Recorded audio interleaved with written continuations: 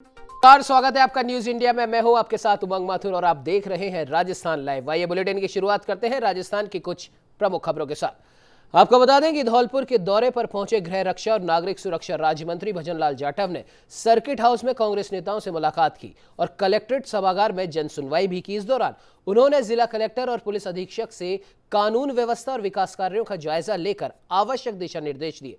Press वार्ता में राज्य मंत्री भजनलाल जाटव ने भारतीय जनता पार्टी में 4 गुट बताए, तो वहीं पूर्व उप मुख्यमंत्री सचिन पायलट के मसले पर उसे घर का मामला बताते हुए सुलझने की भी बात कही। इसके अलावा उन्होंने कहा कि राज्य सरकार ने हाल ही में बजट में नवीन परियोजनाएं घोषित की थी और इसी घोषित परियोजनाओं को धरातल पर जल्द ही लागू किया जाएगा।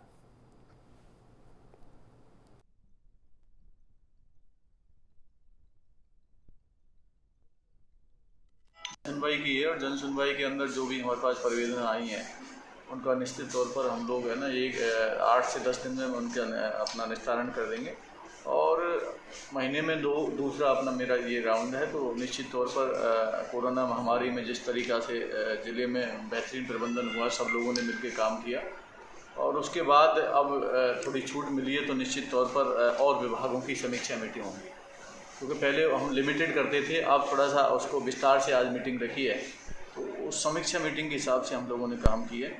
और मैं आपके माध्यम से कहना चाहूँगा और लोगों से आग्रह भी करना चाहूँगा कि जिस तरीक़ा से WHO ने निर्देश दिए हैं कि ये जो थर्ड वेव आ रही है वो कोई डेल्टा के नाम से है और डेल्टा बड़ा खतरनाक है। 24 घंटे के अंदर उसमें ऑक्सीजन की ज़रूरत पड़ जाती है और जो आशंका है वो बच्चों की हुआ है। तो मैं आपको बता दें कि भारत पाक सीमा से सटे सरहदी जिले जैसलमेर में हनी ट्रैप का एक मामला सामने आया है। हनी ट्रैप में फंसकर देश की गोपनीय सूचनाएं पाकिस्तान भेजने के शक में आर्मी इंटेलिजेंस की ओर से पकड़े गए युवक से खुफिया एजेंसियों की पूछताछ लगातार जारी है। सूत्रों के मुताबिक एजेंसियों के पास युवक के सीमा पार संपर्क में होने की सूचना प्राप्त है। युवक का मोबाइल भी जांच के लिए जयपुर भेजा गया है। 26 जून की रात युवक सैन्य स्टेशन के पास से पकड़ा गया था। हालांकि इस पूरे मामले पर सुरक्षा एजेंसियों की ओर से कोई बयान अभी तक नहीं आया है।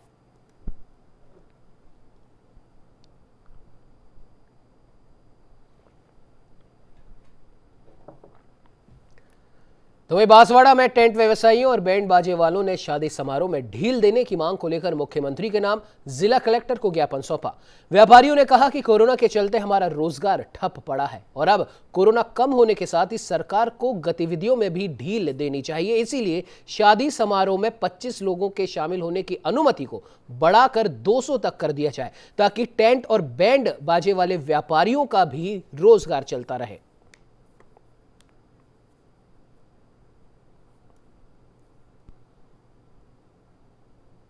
तो नई गाइडलाइन जारी करी है 40 लोगों की, उसको बढ़ाने के लिए बोला है। उसके लिए ज्ञापन दिया है, इसलिए दिया कि दूसरे अपने पड़ोसी स्टेट में 50-50 लोगों का हो रहा है, अपने बांसवाड़ा का व्यापार पड़ोसी स्टेट में जा रहा है। और बैंड वालों की भी परमिशन दी है, लेकिन आप प्रोसेशन नहीं निकाल सकते हो, तो बैंड वाले की गिनती फिर वो बाहर खड़ा रह के बजाएगा तो उसकी गिनती मेहमानों में आ जाएगी, तो बच्चे 25 लोग, तो 25 लोग फिर शादी ब्याह कैसे करेंगे। और टेंट वाले, लाइट वाले, बैंड वाले, फोटोग्राफर, कैटरिंग, हलवाई, सभी का काम धंधा बंद पड़ा हुआ है। तो ये आपको बता दें कि दुष्कर्म के मामले में जेल में सजा काट रहे आसाराम को एक बार फिर से एम्स जोधपुर लाया गया, जहां आसाराम की मेडिकल जांच की गई।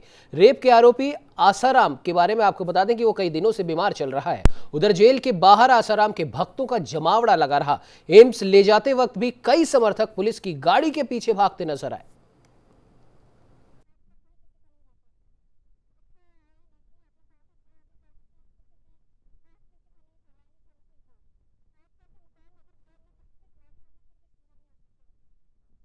तो वहीं जोधपुर में 2 दिनों से वैक्सीन ना होने की वजह से वैक्सीनेशन का कार्य रुका हुआ है। तो वहीं चिकित्सा विभाग लगातार राज्य सरकार के संपर्क में है। जैसे ही वैक्सीन उपलब्ध होगी तो वैक्सीनेशन सेंटर एक बार फिर से खोल दिए जाएंगे। आपको बता दें कि राज्य सरकार के पास अभी वैक्सीन उपलब्ध नहीं है।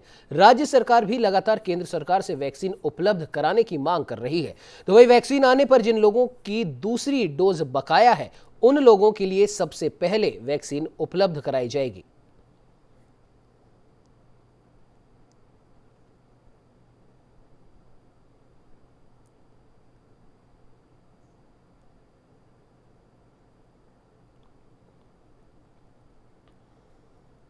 है, लेकिन अभी टाइम है थोड़ा सा। मैं इनके साथ में आई हूँ, तो हम भी काम वगैरह छोड़ के न आए हैं इनकी हेल्प के लिए। तो यहाँ पे कह रहे हैं कि अभी तक अवेलेबल नहीं है, जब अवेलेबल होगी तो आपको इन्फॉर्मेशन न्यूज़पेपर में मिल जाएगी। कोविड वैक्सीनेशन जो है निरंतर जैसे वैक्सीन की सप्लाई हमें मिलती है उसके हिसाब से हम संपादित कर रहे हैं। पिछले 2 दिनों से हमें वैक्सीन प्राप्त नहीं हुई है, तो वैक्सीनेशन कुछ रुक गया है। राज्य स्तर पे लगातार संपर्क में है और प्रयास किया जा रहा है कि वैक्सीन प्राप्त हो। जैसे ही वैक्सीन प्राप्त होगी तो दोनों आयु वर्ग में 18+ और 45+ में दोनों में ही वैक्सीनेशन किया जाएगा। जोधपुर ज़िले में वैक्सीनेशन के लिए जो है काफ़ी उत्साह है और हमारे पास क्षमता है कि हम अच्छी मात्रा में लोगों को वैक्सीनेट कर सकें। तो वहीं सवाईमाधोपुर के बौली के स्टेट बैंक ऑफ इंडिया में भीषण आग का तांडव देखने को मिला। इस दौरान आग ने पूरे बैंक को अपनी जद में ले लिया। तो वहीं सूचना के बाद मौके पर पहुंचे गार्ड ने जब बैंक खोला तो बैंक का अधिकांश फर्नीचर, उपकरण और इलेक्ट्रॉनिक सिस्टम आग की भेंट चढ़ चुके थे। तो वहीं गार्ड के मुताबिक कैश रूम और लॉकर रूम खुलने के बाद ही वास्तविक नुकसान का पता लगाया जा सकेगा। फिलहाल बैंक के उच्च अधिकारियों को इस मामले की सूचना दे दी गई है। अधिकारियों के मौके पर पहुंचने के बाद बैंक का स्ट्रांग रूम खोला जा सकेगा। तो अभी 7:15 बजे फोन किया कि बैंक में आग लग गई। तो मैं घर से आया, आने के बाद तगड़ा खोला, सभी लोगों की मौजूद थी और अंदर आग लगी हुई अच्छा मिली। तो क्या कितना नुकसान है? नुकसान का तो आप देख लो, अंदर से खोलने के बाद ही पता लगे। तो जयपुर के दूदू में अवैध बजरी खनन के खिलाफ लगातार कार्रवाई की जा रही है और आज कई थानों की पुलिस ने संयुक्त कार्रवाई करते हुए अवैध बजरी का परिवहन करते 8 ट्रेलर, डंपर और ट्रैक्टर ट्रॉलियों को जब्त किया है। साथ ही बजरी से भरे वाहनों को एस्कॉर्ट कर रही 2 कार और बाइक के साथ 9 आरोपियों को भी गिरफ्तार कर लिया। फिलहाल पुलिस ने सभी आरोपियों के खिलाफ संबंधित धाराओं में मामला दर्ज कर आगे की कार्रवाई शुरू कर दी है।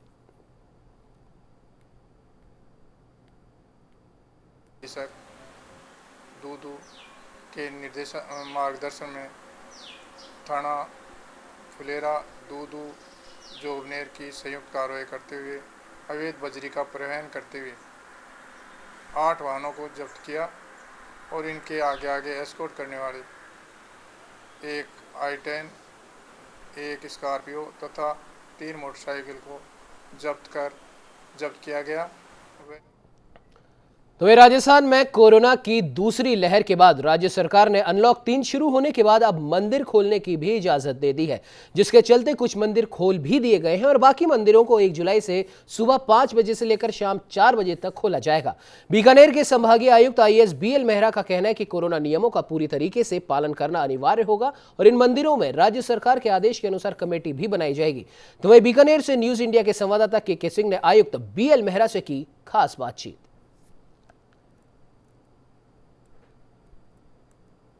अनलॉक 3 के साथ ही अब मंदिर खुलने की बारी है। काफी मंदिर खुल चुके हैं। बीकानेर संभाग के कई विश्व प्रसिद्ध मंदिर हैं, जिनमें गोगामेड़ी की बात करें, चाहे हम देशनोक करणी माता की बात करें, पुंगासर मंदिर की बात करें, भद्रकाली मंदिर की बात करें, ऐसे कई मंदिर हैं जो खुलने की बारी है। लक्ष्मीनाथ मंदिर भी उनमें शामिल है। इस वक्त हमारे साथ मौजूद है बीकानेर के संभागीय आयुक्त BL मेहरा। हम उनसे जानकारी चाहेंगे कि क्या स्थिति है और कब खुलने वाले हैं और कौन कौन से खुलने वाले हैं, पक्षों के लिए क्या? बीकानेर संभाग में हमारे जो मुख्य मंदिर है, जिनमें अन्य राज्यों से भी लोग आते हैं, सबसे बड़ा मंदिर है शालेश्वर बालाजी, इसमें दूसरे राज्यों से भी आते हैं। उसको खोलने के बारे में अनलॉक 3 के दिशा निर्देशों के अनुसार अभी प्रोसेस में चल रहा है मामला। कलेक्टर और SP आ जाएंगे और स्थिति का जायजा लेकर उसको जल्दी खोलने के बारे में निर्णय ले लिया जाएगा। उसी प्रकार से जो हनुमानगढ़ जिला है उसमें भी गोगामेड़ी का बड़ा मंदिर है, वहाँ पर भी आज ये कलेक्टर SP और CMHO जाकर के स्थिति का जायजा लेके फिर अपन खोलेंगे। और बीकानेर जिला जो संभाग मुख्यालय का जिला है, यहाँ पर सबसे बड़ा जो मंदिर है जहाँ पर ज़्यादा लोग आते हैं वो है देशनोक करणी माता का मंदिर। वहाँ पर कलेक्टर SP CMHO जाकर जायजा ले लिया है। उसी टाइप से जो सिटी में एक लक्ष्मीनाथ जी का मंदिर है, उनका भी जायजा ले लिया है। ये दोनों मुख्य मंदिर और अन्य जो छोटे मंदिर है वो सब सारे कल से खोल के जाएंगे। उसी प्रकार से जो हनुमानगढ़ और चूरू का जो मैंने उल्लेख किया, उसी टाइप से निर्णय लेकर के और अगले 3-4 दिनों में ये मंदिर खोलने की कार्रवाई कर ली जाएगी। इनमें ये माना जा रहा है कि शायद कोरोना गाइडलाइन के अलावा घंटी बजाना भी शायद बंद होगा, ऐसा कुछ है क्या? बिल्कुल, राज्य सरकार के जो निर्देश हैं कि इसमें घंटी नहीं बजाई जाएगी और प्रसाद नहीं चढ़ाया जाएगा। और इनमें मंदिरों में जो दर्शन की जो व्यवस्था है वो बिल्कुल 2 गज की दूरी, सामाजिक दूरी बनाए रखते हुए और मास्क लगा करके और सैनिटाइज करते हुए इस टाइप की व्यवस्थाएं करते हुए उसकी कोविड प्रोटोकॉल की पूर्ण पालना के साथ ये मंदिर में लोग दर्शन करेंगे। और वो मंदिर का जो मैनेजमेंट के जो लोग हैं वो इसकी अक्षर से पालना करवाएंगे। और इसके बारे में इनकी पालना करने के बारे में कमेटी भी सरकार ने बनाई है। उस कमेटी में कलेक्टर, एसपी, एडीएम और सीएमएचओ, इनके अलावा संबंधित विधायकगण और वो उस मंदिर के जो धार्मिक उस संबंधित जो मैनेजमेंट के जो लोग हैं और धार्मिक लोग हैं उनके साथ भी कलेक्टर बातचीत करते रहेंगे। और इसी कोविड प्रोटोकॉल की पूर्ण पालना करने के साथ ही इसकी मंदिर दर्शन की कार्रवाई जारी है। तो निश्चित रूप से बीकानेर संभाग के भक्तों के लिए बड़ी खुशखबरी कही जा सकती है। हालांकि सालासर जो मंदिर है, विश्व प्रसिद्ध मंदिर है, उसे अभी शायद खुलने में समय लगेगा। वहीं हम बात करें बीकानेर के लिए बड़ी खुशखबरी की बात है कि विश्व प्रसिद्ध करणी माता, चूहों वाली करणी माता, उनका मंदिर 1 तारीख से खोल दिया जाएगा। और सावधानी यही रखी जाएगी, घंटी नहीं बजाएंगे, पूजा का प्रसाद नहीं चढ़ाएंगे, वहां पर पूजा नहीं होगी। मंदिर प्रशासन जरूर करेगा लेकिन आम व्यक्ति वहां पर चढ़ावा नहीं चढ़ा पाएगा। देखने वाली बात ये होगी अन्य मंदिरों को कब रिलीफ मिलेगी। KK Singh, news India, Bikaner. Unlock 3। तो वही आपको बता दें कि राजस्थान शासन सचिवालय स्थित लोकायुक्त सचिवालय में सेवानिवृत्ति समारोह का आयोजन किया गया। Lokayukta justice PK. लोहरा के मुख्य आतिथ्य में इस समारोह का आयोजन किया गया। उप सचिव पद से रिटायर होने पर श्री मदन लाल कुमावत को विदाई देकर उनके सम्मान में कार्यक्रम का आयोजन किया गया और इस अवसर पर अनुभाग अधिकारी रमेश कुदेवाल को भी विदाई दी गई। तो वही कार्यक्रम में संबोधन देते हुए लोकायुक्त जस्टिस पी.के. लोहरा और लोकायुक्त सचिव गौरी शंकर शर्मा ने सेवानिवृत्त उप सचिव श्री मदन लाल कुमावत के कार्यों और सेवाओं की प्रशंसा की। तो वही कार्यक्रम के दौरान अभिनंदन पत्र और कई उपहार भी भेंट किए गए।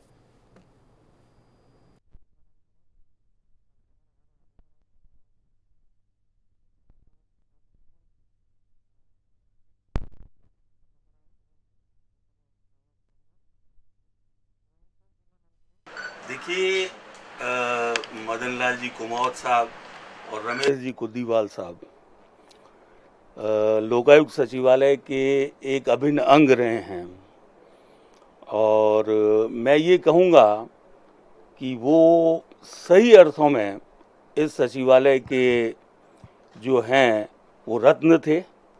और आज उन्होंने जो सेवाएं इस सचिवालय को दी है उसके लिए मेरे पास शब्द नहीं है कि मैं ग्रेटिट्यूड किस तरह से एक्सप्रेस करूं। एंड ख़ास तौर से मैं मदन जी के लिए ये ज़रूर कहूँगा कि जो मदन जी की जो अद्वितीय प्रतिभाएं हैं उनका कोई सानी नहीं है।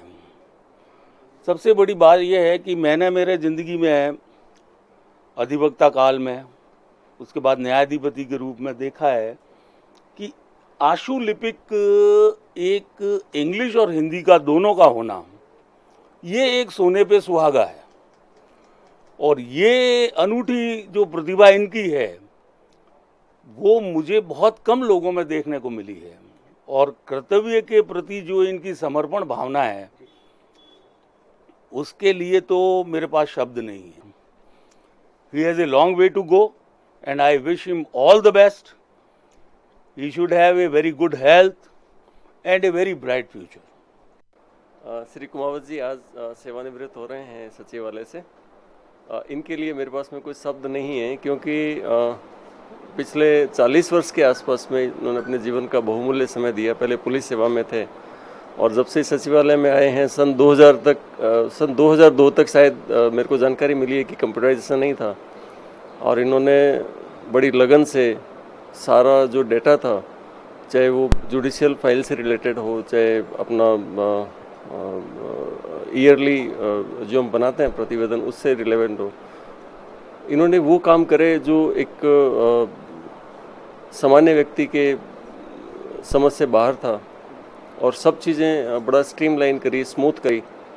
और इनका सबसे बड़ा तो मैंने ये देखा कि हर चीज़ को जुझारू एक लड़ने वाले योद्धा की तरह इन्होंने हर टारगेट को लिया और भगवान का नाम लेकर उसको पूरा करने का प्रयास किया और ईश्वर की कृपा से वो पूरा भी हुआ। तो तन मन से इन्होंने इस सचिवालय में जो सेवा दी है मेरे पास में उसके लिए कोई शब्द नहीं है और मैं इनके भविष्य के लिए सुखमय, इनका स्वस्थ जीवन और आगे जहाँ तक मेरे को जानकारी मिली है कि ये बहु प्रतिभा के धनी हैं। इनके पास में मैंने ऐसे पहले एक व्यक्तित्व को देखा है जिनके पास में हिंदी और अंग्रेजी दोनों माध्यम की स्टेनोग्राफर का एक्सपर्टीज जो कह सकते हैं, विशेषज्ञता, वो बड़ा मुश्किल से देखने में मिलता है। तो नए बच्चों को तैयार करेंगे, ईश्वर से प्रार्थना करेंगे कि इनको अपने जीवन में कामयाबियाँ दें और इस सचिवालय में भी जब भी आवश्यकता पड़ेगी ये हमारे साथ हैं और दीर्घायु हों, स्वस्थ जीवन की कामना करता हूँ। इस पड़ाव को मैं बहुत खुशी से देख रहा हूँ कि इसके बाद में मेरी जो कार्यालय की जो लाइबिलिटीज़ है वो ख़त्म हो जाएगी और मैं प्रभु भजन में और अपने परमार्थ के कार्यों में भी रुचि रही है मेरी, तो उसमें मैं पूरा डेडिकेट कर सकूँगा उनको।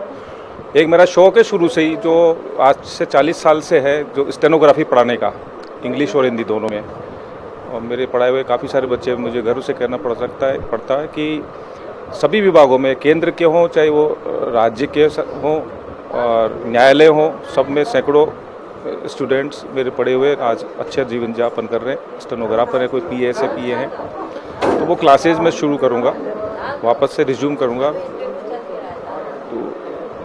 तो अध्यात्म में के साथ साथ शिक्षा का प्रदान करने का कार्य करने में जो आनंद आएगा ना, वो शायद और भी बढ़ के आएगा। तो ये आपको बता दें कि जयपुर के झोटवाड़ा इलाके में देर रात एक बुजुर्ग महिला की हत्या कर दी गई। सिर पर वार कर महिला को मौत के घाट उतार दिया। सवेरे महिला का शव उनके कमरे से खून से सनी हालत में बरामद हुआ और जैसे ही पुलिस को इसकी सूचना दी गई, पुलिस मौके पर पहुंची और फॉरेंसिक टीम को मौके पर बुलाया गया। हत्या की यह वारदात झोटवाड़ा थाना क्षेत्र में स्थित शालीमार चौराहे के नजदीक एक फैक्ट्री में घटित हुई। पुलिस ने बताया कि फैक्ट्री में टिन के पीपे बनाने का काम होता था और फैक्ट्री में ही बने 2 कमरों में फैक्ट्री की मालकिन निर्मला खेमका रहती थी, जहां उनका शव बरामद हुआ। फिलहाल पुलिस इस पूरे मामले की तफ्तीश में जुट गई है।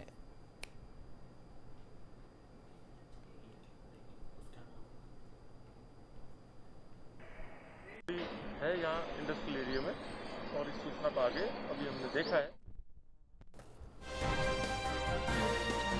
बड़ी खबर राजधानी जयपुर से। ट्विटर पर भारत का गलत नक्शा दिखाने का मामला। ट्विटर के MD पर देश के कई राज्यों में हुए केस दर्ज। जम्मू कश्मीर और लद्दाख को दिखाया अलग देश। माइक्रो ब्लॉगिंग मंच ट्विटर का अब यह मामला गर्माता जा रहा है। आपको बता दें, देश में ट्विटर को बैन करने की उठने लगी है मांग। ट्विटर इंडिया MD व चीफ मनीष माहेश्वरी खुद एक भारतीय हैं। ऐसे में खड़े हो रहे हैं कई सवाल। क्या राष्ट्र से ऊपर है उनके लिए व्यावसायिकता की सोच? जम्मू कश्मीर लद्दाख को अलग दिखाने की सोच के पीछे आखिर क्या है मानसिकता?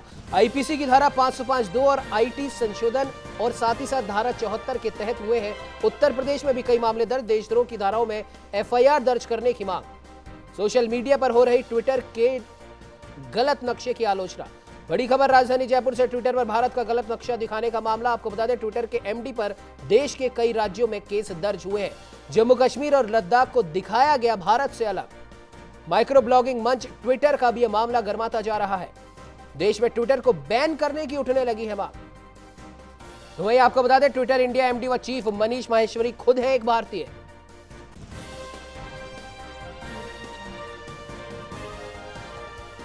वही इस खबर पर ज्यादा जानकारी के लिए हमारे साथ में colonel RK Bijarnia phone line पे जुड़ चुके हैं। कर्नल साहब, बहुत बहुत स्वागत है न्यूज इंडिया में।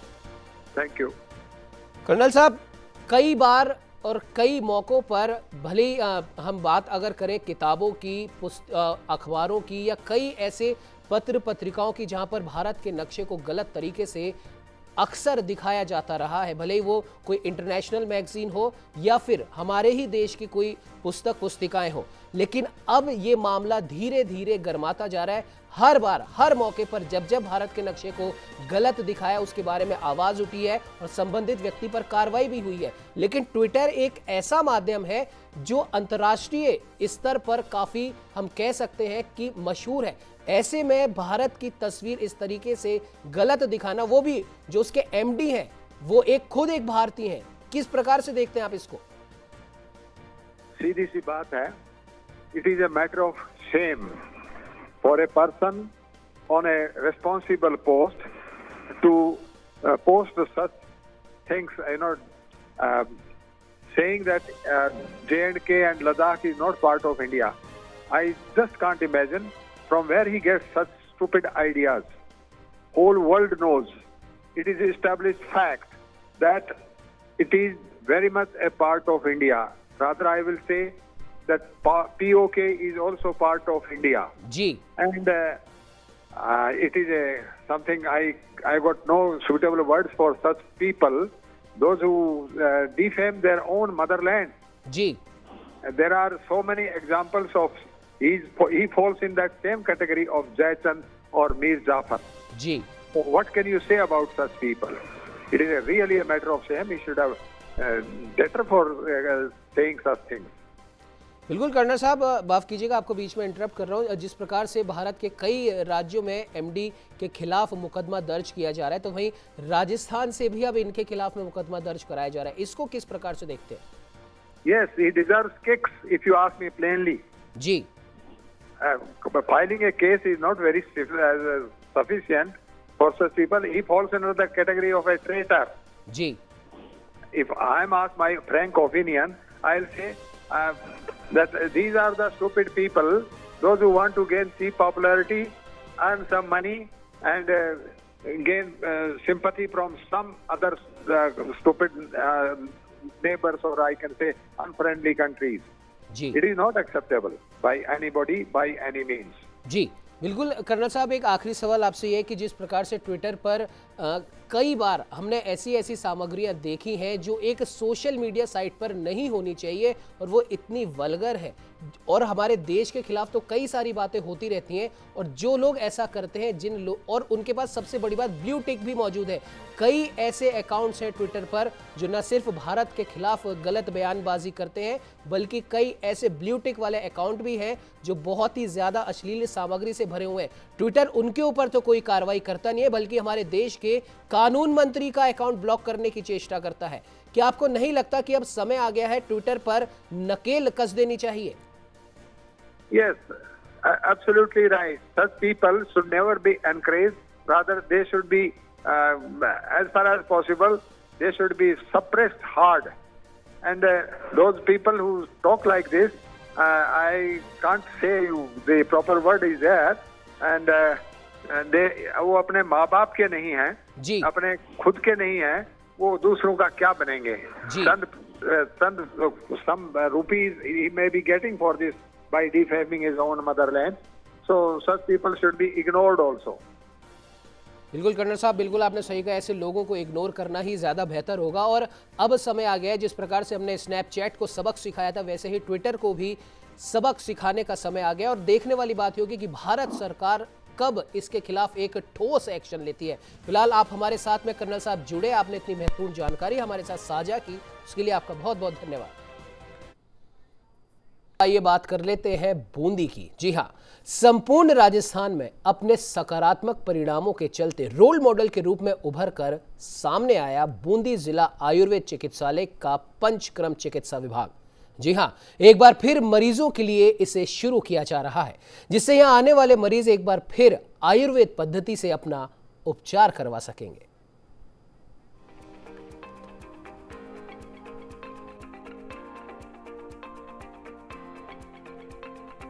पंचकर्म चिकित्सा पद्धति आयुर्वेद की सबसे कारगर चिकित्सा पद्धति में से एक है। जिला आयुर्वेद अस्पताल की पंचकर्म चिकित्सा से जिस तरह से जटिल से जटिल और कष्ट साध्य रोगों में सकारात्मक परिणाम मिल रहे हैं, उसके कारण यह पद्धति आज एलोपैथिक, होम्योपैथिक, प्राकृतिक चिकित्सा पद्धति से सबसे श्रेष्ठ चिकित्सा पद्धति बनकर उभरी है। आयुर्वेद चिकित्सा में पंचकर्म चिकित्सा पद्धति पुराने से पुराने कष्ट साध्य रोगों में त्वरित लाभ के लिए सबसे कारगर पद्धति सिद्ध हुई है। इन सब का श्रेय बूंदी जिले के पंचकर्म विशेषज्ञ डॉक्टर सुनील कुशवाहा को जाता है, जिसके चलते बूंदी जिला आज पूरे राजस्थान में रोल मॉडल के रूप में उभरकर सामने आया है। और यही कारण है कि आज प्रदेश से ही नहीं बल्कि देश के कोने कोने से लोग यहाँ उपचार करवाने आते हैं। जिला आयुर्वेद चिकित्सालय बूंदी में जटिल जीर्ण और कष्ट साध्य वैद्यों के लिए विशेषज्ञ सुविधा युक्त पंचकर्म ओटी काफ़ी कारगर सिद्ध हुई है। अभी सतर्कता के तौर पर 21 अप्रैल से हमने इसको बंद कर दिया था, क्योंकि यहाँ इम्यूनिटी क्लिनिक भी चला और कोविड संक्रमण की दूसरी लहर का सामना करने में हमने अपनी भूमिकाएं निभाई। जो ही संक्रमण का दूसरी दौर कम हुआ और लोगों की मांग हुई, और माननीय कलेक्टर साहब ने भी पिछले सप्ताह जब निरीक्षण किया ओटी का, तो उन्होंने निर्देश दिए कि लोगों को तुरंत राहत पहुंचाए और सुचारू रूप से पंचकर्म ओटी चलाई जाए। हम पूरी कोविड गाइडलाइन का पालन करते हुए इसको चला रहे हैं। वैक्सीनेशन जिसने करवाया होगा फर्स्ट एलिजिबिलिटी वो रहेगी, वैक्सीनेशन किए हुए व्यक्ति को इसमें प्रवेश दिया जाएगा। शहर के बालचंद पाड़ा स्थित जिला आयुर्वेद अस्पताल में जिला आरोग्य समिति के तत्वाधान में पीपीपी मोड पर संचालित पंचकर्म ओटी राजस्थान की पहली और एकमात्र पंचकर्म चिकित्सा ओटी है, जहां विरेचन, बस्ती, नस्य, रक्त मोक्षण, श्रोधारा, जानुधारा, कटिबस्ती, पीपीएस, एकांक सहित कई प्रधान और सहायक कर्म पद्धति से पंचकर्म किया जाता है, जिसके लिए अस्पताल में प्रशिक्षित चिकित्सक एवं सहायक हैं। गौरतलब है कि कोरोना काल के चलते पंचकर्म इकाई को बंद कर दिया गया था, जिसे एक बार फिर से नए क्लेवर, नई उमंग, नई ऊर्जा के साथ 1 जुलाई से फिर से शुरू किया जा रहा है। यहाँ एक दिन में 5 व्यक्तियों का ही पंचकर्म किया जाएगा, जिनमें 18 से 75 वर्ष तक की आयु के लोगों को शामिल किया गया है। जिला आयुर्वेद चिकित्सालय पंचकर्म इकाई में अब तक 5000 से ज्यादा लोग उस पद्धति में उपचार करवा चुके हैं। खास बात यह है कि इस बार पंचकर्म के लिए अगले 6 महीने तक का अपॉइंटमेंट फिक्स किया जा चुका है, जिनकी बीमारी की गंभीरता को देखते हुए उपचार किया जाएगा। न्यूज इंडिया के लिए बूंदी से कमलेश शर्मा की रिपोर्ट।